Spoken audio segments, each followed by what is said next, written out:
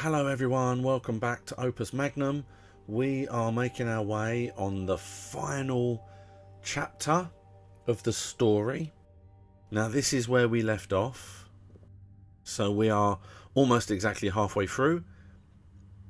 And we are going to be moving on today to the Voltaic Coil. That's the very next one.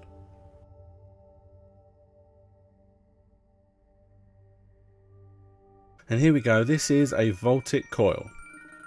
Now it's a massive long chain that you have to get up with. Now this is probably the best example of how hard it has become. This takes me quite some time to really nail down how I'm going to do it. I want to try and make the inner structure.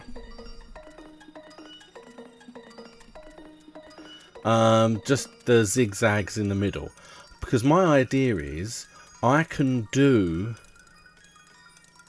the top and the bottom lines. I can attach the top and the bottom lines once I've completed them. So I'm basically trying to focus mostly on the zigzag in the very center. And it really stumps me. I just can't work out how to get it to work. And the main problem that I'm having with this is I can't get them to connect and then keep moving. That is the problem I'm having. You see, here I'm just trying to work out what I can possibly do. And I just can't work it out.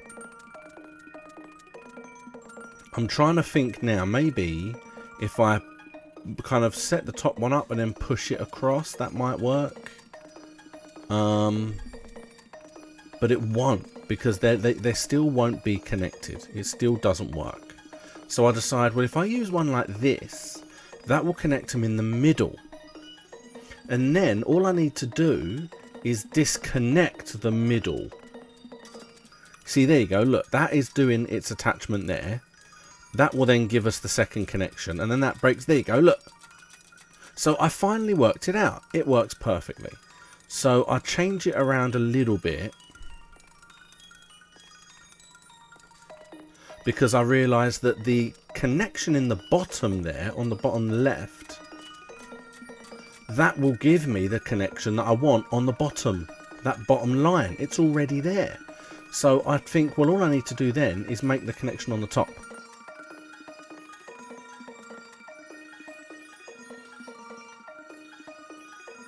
I have two salt makers with the idea that on both top and bottom it has to be fire, then salt, then fire, then salt. So that's how it needs to be connected.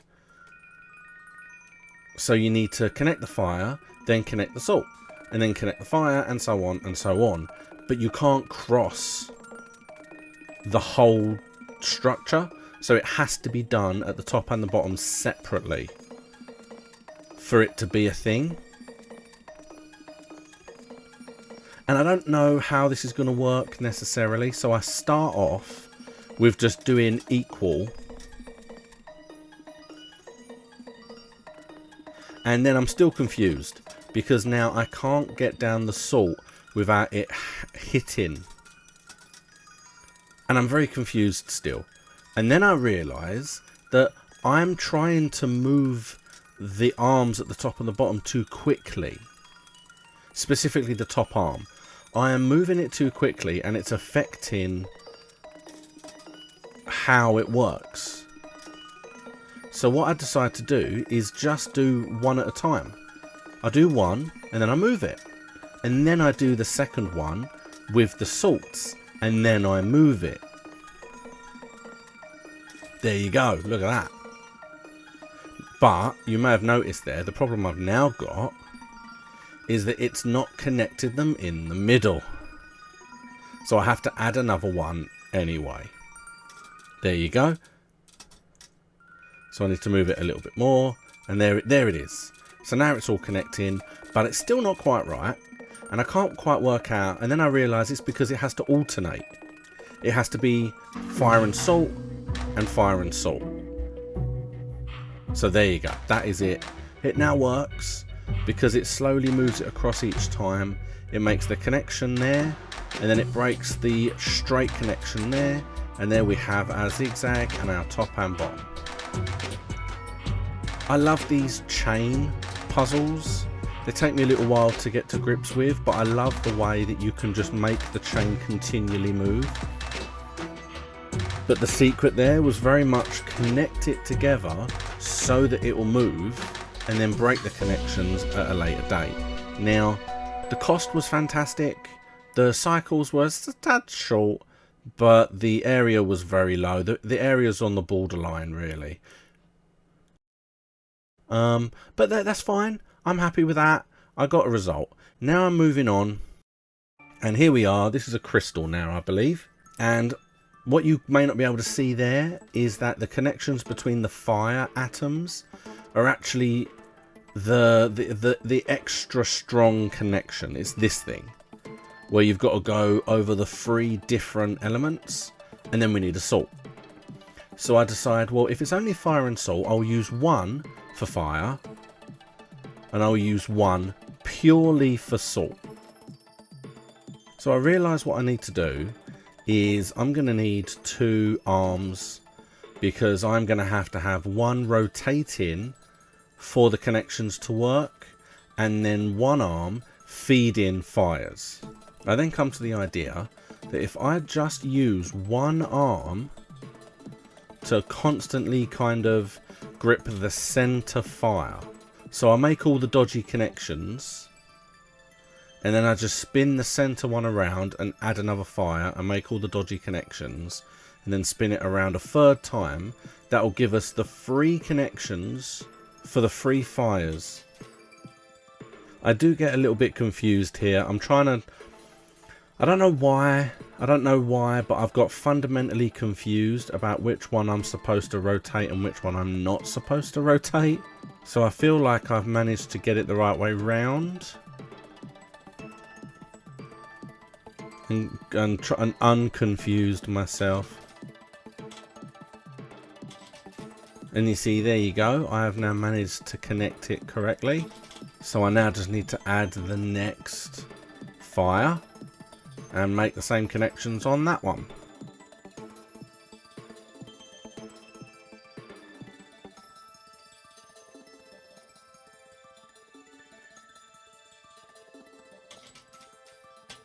It informs me that there is now a collision. So what I then decide I'm going to have to do is I'm going to have to replace it with an extender arm. I'm going to have to extend the arm, and I'm going to have to bring it in to turn it, and then go straight back down again. You'll see it here. Then I'll go in, and there you go. Look how cool that looked. And I really did actually quite like that. I love the way it does that. So I've now only got 1 more fire to do.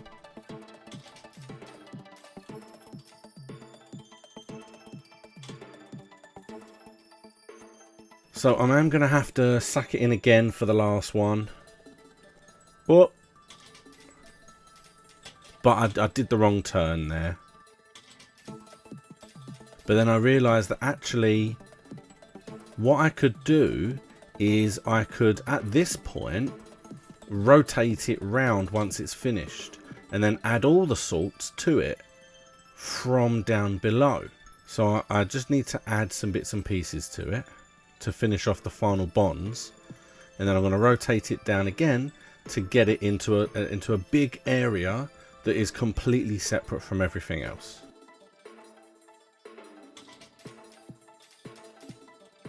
So now I just have to turn it once and then rotate. Turn it the wrong way. And then if I reset that arm, I just have to stick another arm, because that is the shape that I will have.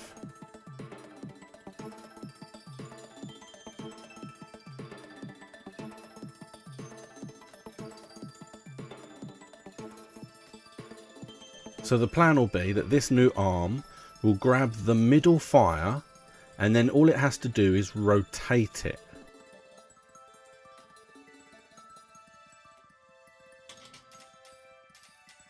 Now, I did that wrong.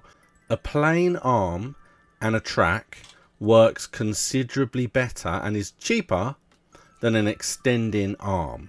But it is not that much cheaper, and to be honest, I feel like I would rather do that because it saves on area.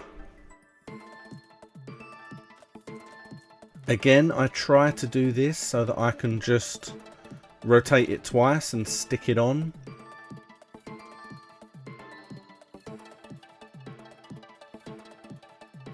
And this is just me being stupid. I decide that rather than do what I'm doing, maybe I could use arm 2 and rotate it to the right, because then I won't be going down. I'm not using as much space in my mind. I'm using slightly less space. But it doesn't really work. And I need to reset it back to down south anyway. See, looking at that there, even with the arm reset, where am I going to put the arm to rotate it? Where am I going to put the arms to attach the salts to it? It just doesn't really work.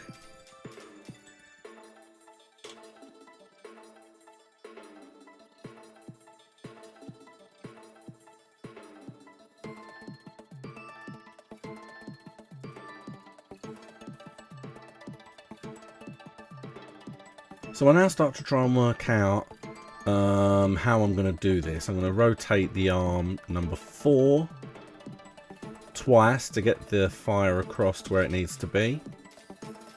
There you go. But I get collisions again. But now I actually come up with a good idea. It's going to cost a little bit more money, but it's going to save on the area. And I basically remove arm 4 for a retractable arm, and then move the fire and the glyph right up close, because that then moves it well out of the way of any possible collisions. At that point I realise if I'm just going to spin it round, I only need one connection, because I'm using the same connection every single time, because I'm always spinning the central core. Now this is where I do something wrong, and I will connect it later. But basically, I rotate it too quickly here. I've rotated it twice, and that's wrong. And then I decide I'm going to try and go ahead and just try and do the connection. I also decide here that I don't need that much space. I should be able to just do it, move it closer 1, and it should all work as is. I set up a whole bunch of rotations, but I haven't checked any of them. So at this moment, there are 2 issues that haven't been noticed. And you see here, we know we need to move it up 1 because I forgot. And now there you go. I have now noticed that I rotate it too many times. So now I need to shift all of the rotations up a bit, because I've got 1 too many in there. And now we have a look at it. And then I realise that I've turned in it the wrong way. Again, this is a problem that had I have tested it 1 at a time, I would have noticed. And there you go, it just comes in and out every time it needs to stick the salt in it. And there it is. So now technically, I can now rotate it once clockwise, and that's where it will fit right there. Now, watching this back, I'm noticing that the track isn't needed at all. I don't move in the plus or minus direction at all. Saying that, I do move because I need to get out of the way of the track. So if the track, look, you'll see it now. I move 1 because the track's in the way. The track doesn't need to be there. I could technically move the track. Now this is something new. The arm at the top has started to get ready for the next piece, but I don't need it to, and I don't know why it's doing that. I want it to finish when the rest of it finishes. So I'll take a look at what the little clock icon does, because I've never ever used it up to this point. And it basically does exactly what I want it to. It freezes until it hits the clock, and then it carries on. That will then stop it from colliding. So there you go, it can spin round now. There's no problems with collisions because it's not working it now. And you saw there that I specifically move it because of the track more than anything else. I decided to move it back a little bit because I can save myself, I can shave off a little bit of time. That will just help in a way. And then I move to the top so we can slowly watch it. This is the first one that's completely off the screen for me. And it's really interesting to see how it works. I also save a GIF so you get to actually watch it fully on screen. But yeah, I realise now that if I got rid of the track, I could rotate it down one. And it would not only save it on cost, but save it on time. Because I wouldn't have to move it to plus and then move it back to minus just to get it in line. I don't know what I was thinking. I was tired. It was late at night, so I don't care. I do it. I get it done. And I'm really rather pleased with myself on this one.